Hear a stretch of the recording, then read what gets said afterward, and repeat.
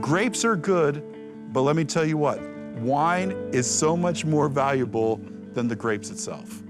But to produce the new wine, you gotta go through the crushing, you gotta go through the pressing, you gotta go through the shelving. And here's the point. The grape 70 have an inner potential, an inner essence that's greater than the grapes itself.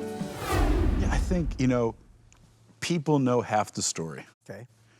And knowing the full story is so significant because you can't fully understand. And it says there's an interesting verse that says, it's the glory of God to conceal a matter, and it's the glory of kings to search it out. Okay.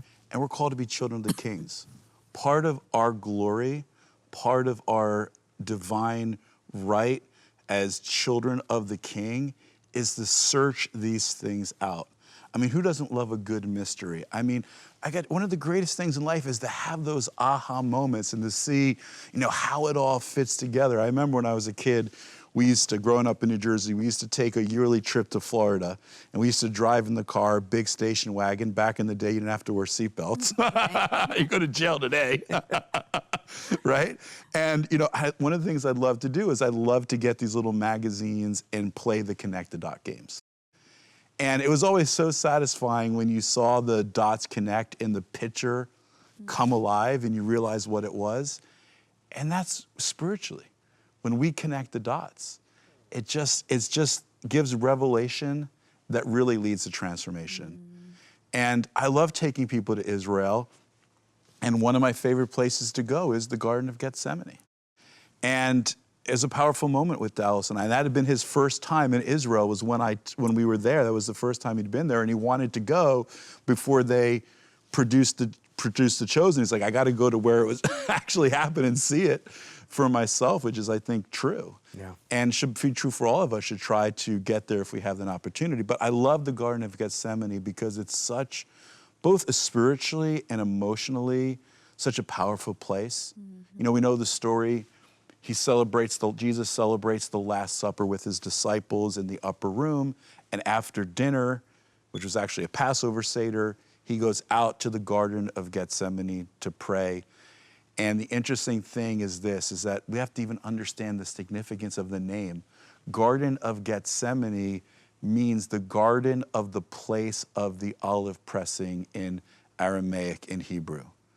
So it's so significant. Why is that so significant? Because he's in the place where the olives were pressed to make the oil that would have been used by the priests in the temple. The oil for the menorah, the oil for the anointing oil that was used, and he was going to die as the Messiah. In Hebrew, the word Messiah is Mashiach. It literally means the anointed one. So he's in the place where the olive oil is made for the anointing oil, which is what he is, the Messiah. But the deeper thing is that in biblical times, the olive oil had to go through 3 pressings. The first pressing was the pure virgin olive oil. It was the best olive oil. That was the olive oil that was used in the temple. And then with each of the pressings, more weight was added to crush out each and every bit of oil that was left. So you got to the third pressing and the most weight was added.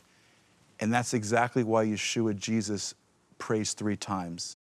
Each of the time he's praying, more of the weight of the burden of sin is being placed upon his shoulder to the point where he gets to the third and literally blood begins to come forth from him in the form of sweat because he's being crushed like the olive, like the blood of the olive for you and me. And one of the beautiful things is that his pressing leads to our blessing.